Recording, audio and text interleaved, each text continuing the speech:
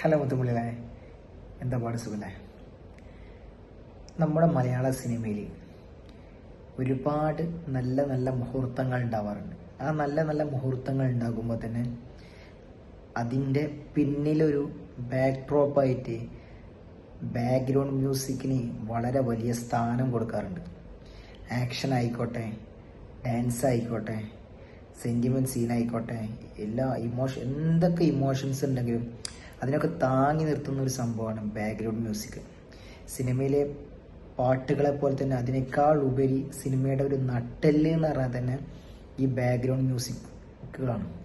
പണ്ടൊക്കെ നമ്മുടെ ഒരു പ്രത്യേക രീതിയിലുള്ള ബാക്ക്ഗ്രൗണ്ട് മ്യൂസിക്കൊക്കെ ആയിരുന്നു പണ്ടത്തെ ടൈപ്പിലൊക്കെ.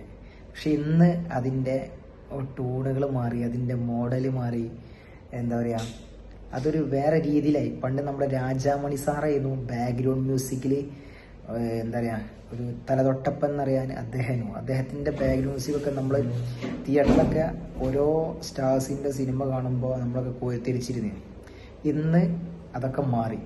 പിന്നെ ഒരു ട്രെൻഡ് സെറ്ററായിട്ട് വന്നത് നമ്മുടെ ഗോപി സുന്ദറാണ്. ബിഗ് ബി എന്ന മൂവിയിൽ ബാക്ക്ഗ്രൗണ്ട് മ്യൂസിക് ചെയ്തിട്ട് പുള്ളി സ്വതന്ത്രനായിട്ട് വന്നു.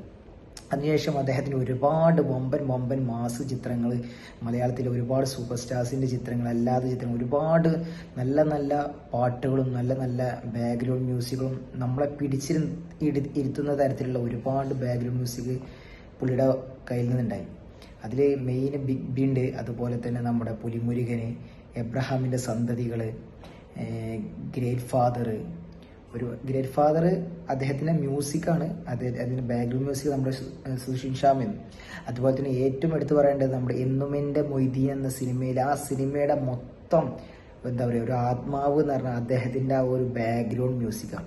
അതുപോലെ തന്നെ മംഗ്ലീഷ്, ഷൈലോക്ക്, ഒരുപാട് എണ്ണാൻ പറ്റാത്ത അത്ര തരത്തിലുള്ള ബാക്ക്ഗ്രൗണ്ട് മ്യൂസിക് കൊടുത്ത ഒരു വ്യക്തിയാണ് ഗോപി സുന്ദർ. എന്നാൽ ഇന്ന് പുള്ളി മലയാള സിനിമയിൽ അധികം ഇല്ല, അദ്ദേഹത്തെ കാണാറില്ല.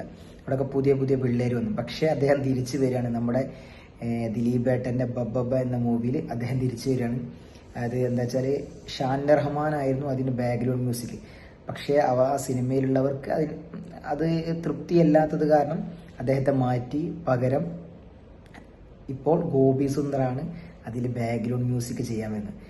പിന്നെ പറയാനുള്ളത് നമ്മുടെ Sushin Shyam, great father, Kannur squad, Bheeshma Parvam, അതുപോലെ തന്നെ മഞ്ഞുവൽ ബോയ്സ്, ഒരുപാട്, അതുപോലെ തന്നെ നമ്മുടെ മാലിക്, ഇപ്പോൾ പാട്രിയോട്ട് ലാസ്റ്റ് അദ്ദേഹം ചെയ്യാൻ പോകുന്ന പാട്രിയോട്ട്, അങ്ങനെ ഒരുപാട് സ്റ്റാർസിൻ്റെ, അതുപോലെ തന്നെ വില്ലൻ, ഒരുപാട് ചിത്രങ്ങൾ ബാക്ക്ഗ്രൗണ്ട് മ്യൂസിക് ചെയ്തിട്ട് സ്റ്റാറായ ഒരാളാണ് നമ്മുടെ സുഷിൻ ശ്യാം. ഒരു വേറെ ലെവലിൽ എന്താ പറയുക, തമിഴിൽ അനിരുദ്ധാണെങ്കിൽ മലയാളത്തിൽ നമ്മുടെ സുഷിൻ ശ്യാമ എന്ന് പറയുന്നത്. അതുപോലെ തന്നെ ഇപ്പം ട്രെൻഡിങ് നിൽക്കുന്നത് നമ്മുടെ ജെക്സ് ബിജോയിയാണ്. ഒരുപാട് സിനിമ ഇപ്പോൾ ലാസ്റ്റ് ഖലീഫയുടെ BGM ഒക്കെ ഇങ്ങനെ കിടന്ന് കളിക്കണം. അതുപോലെ തന്നെ വിലായത്ത് ബുദ്ധ, ക്രിസ്റ്റഫർ, ഒരുപാട് ചിത്രങ്ങൾ കേട്ടോ, ഒരുപാട് എണ്ണിയാലോ. അതുപോലെ തന്നെ നമ്മുടെ ഓഫീസർ ഓൺ ഡ്യൂട്ടി, ഒരുപാട് ചിത്രങ്ങളുണ്ട്. പിന്നെയുള്ളത് നമ്മുടെ രാഹുൽ രാജിൻ്റെ ഇപ്പോൾ അധികം ഒന്നും സിനിമ ഇല്ല. പുള്ളിയുടെ എനിക്ക് ഏറ്റവും ഇഷ്ടപ്പെടുന്നത് നമ്മുടെ കസബ. അതുപോലെ തന്നെ ഇഷ്ടപ്പെട്ടാണ് നമ്മുടെ പടം ഹിറ്റായിട്ടില്ലെങ്കിൽ നമ്മുടെ ആറാട്ടിലെ ബാക്ക്ഗ്രൗണ്ട് മ്യൂസിക്കും അതിലെ പാട്ടുകളൊക്കെ നല്ല രസത്തിൽ പുള്ളി എടുത്തിട്ടുണ്ട് കേട്ടോ നമ്മുടെ രാഹുൽ രാജ്. പിന്നെ പറയാനുള്ളതെന്ന് വെച്ചാൽ നമ്മുടെ ബിജി പാലൊക്കെ പിന്നെ നോർമൽ രീതിയിലുള്ള ഒരു ഫാമിലി സബ്ജക്റ്റിന് പറ്റിയ രീതിയിലുള്ള ഒരു സംഭവമായിരുന്നു. ഷാൻ റഹ്മാനും അതേ രീതിയിലുള്ള ഒരു സംഭവമാണ് ചെയ്യുന്നത്. പക്ഷെ നമ്മുടെ തിയേറ്ററിൽ പിടിച്ചിരുത്താൻ പറ്റുന്ന സംഭവം ചെയ്ത ആൾക്കാരാണ് നമ്മുടെ ഗോപി സുന്ദർ, അതുപോലെ തന്നെ സുഷിൻ ശ്യാം. പിന്നെ നമ്മുടെ ഭ്രമയുഗം ചെയ്ത പുള്ളിയുടെ പേര് കറക്റ്റ് എനിക്ക് കിട്ടുന്നില്ല, അദ്ദേഹം തന്നെ നമ്മുടെ മമ്മൂക്ക ടർബോ ചെയ്തത് അടിപൊളി. പേര് ചെറിയൊരു ഡൗട്ട് ഉണ്ട് കേട്ടോ, അതുകൊണ്ടാണ്.